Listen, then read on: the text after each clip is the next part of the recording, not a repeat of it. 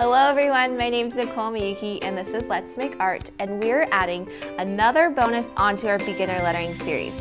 So the previous one I was going through watercolor lettering, and on this one, this is pertinent no matter what tool you're using, because we're going to be talking about angled lettering. So this is something I went specifically into on the Stop Wishing Start Doing project, but I realized I wanted to add it into this beginner lettering series for you to go back to and refer to. So what I'm talking about is, if you're looking at this lettering looks different than this lettering. And the reason why is because of the angle of my letters. So all of these letters are at this angle, whereas all of these letters are drawn at, well, this is even an angle. Yeah, that's an angle. Straight. Straight. These are straight and these are angled. So there's no particular, you have to have it of a 35-degree angle or 45. There's no exact number that it needs to be at. What I suggest to do is to keep them similar and consistent. So in order to do this, I created two different downloads for you that will help you get practicing as you're growing and moving through your lettering. This one is the angled handout, and this is more just to practice your lettering in general, but this will be a good one if you want to keep them straight. So these are on our website at letsmakeart.com, and find them at the Beginner Lettering Series 1. And I am going to be showing you doing it with two different brushes. So these are part of our summer box. If you're new with us, we have a quarterly subscription box, and this summer we're learning all about lettering with brushes. So I'm going to be using, maybe for this one, I'll use this one, since on the previous one I used the round 0. So this handout I just have is printed on marker paper, or this isn't marker paper, this is computer paper. So you have a few options as you're practicing. You can either use this paper. I did this on the previous video, and you can tell that it still works perfectly fine, even though it's computer paper, not watercolor paper. Your second option is, you can use, well, I'll show this one. Your second option, let me find a blank paper, this is marker paper. So I mentioned this in the Tools and Supplies, one of the Beginner Lettering series. And even though this is marker paper and we were using it for our brush pens, I love this paper because it's the best little secret weapon that you can also use this for your watercolor lettering. So I'm going to show how you can do that. Well, let me move back one second.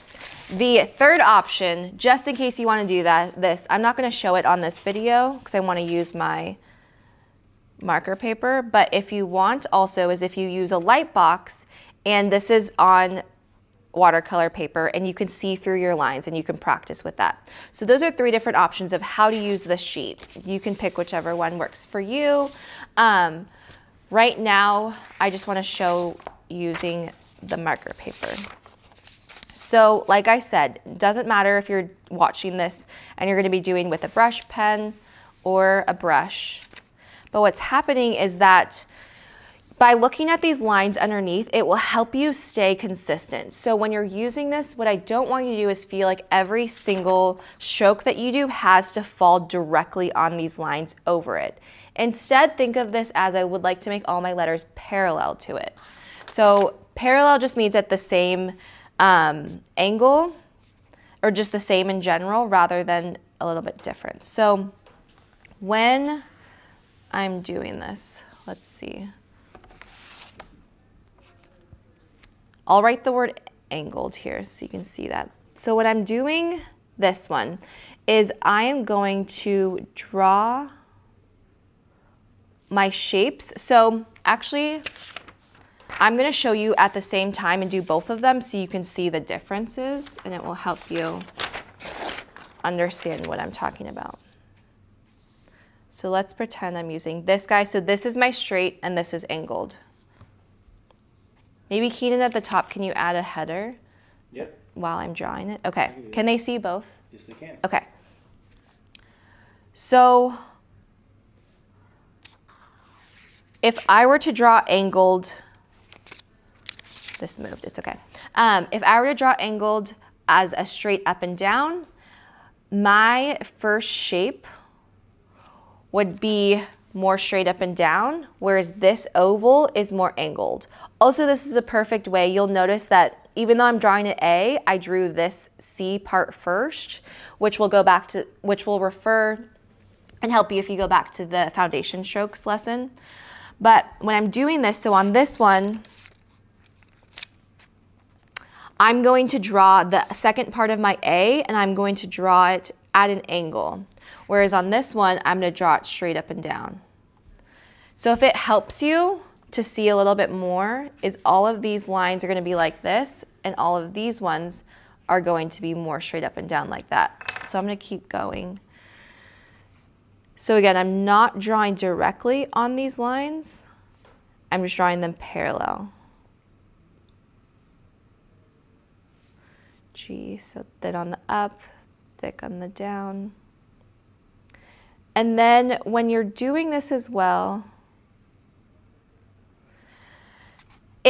it's an interesting thing when you're thinking about the different shapes of it. So it's easy to think about your thick downstrokes, but like I said, if you have to think about it, think about if things are leaning over a little bit rather than standing up straight. So even though if you're drawing your letters, if you think of, I'm trying to think of, if you have an egg shape and it's just standing up straight up and down, that's especially what you're thinking about for your ovals. And if you just tip your egg over a little bit, it's leaning over. So you're not changing and making it a lot. You're not changing your original shape and making it bigger. You're just changing the angle of it. Does that make sense? Yeah. Okay. So that's why these are still the same shapes. It's just I'm changing the direction of it. So in comparison, on this one, all of my downstrokes are straight up and down, as well as my ovals or my shapes are still standing up straight.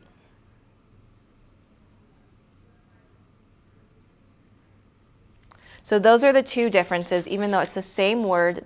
Oh, and I realized I didn't connect my G. That's just a personal preference. Sometimes I don't connect all my letters, and that's also a good lesson, is that you don't always have to connect them. So there's a lot more within that you can learn, but this is just a really quick snippet of the different tools that I wanted to give you. So again, recap, these are the two sheets you can download on our website, and this will help you as you're gaining momentum if you want to do more angled letters or if you want to do more straight letters. So that's it. Thanks, everyone.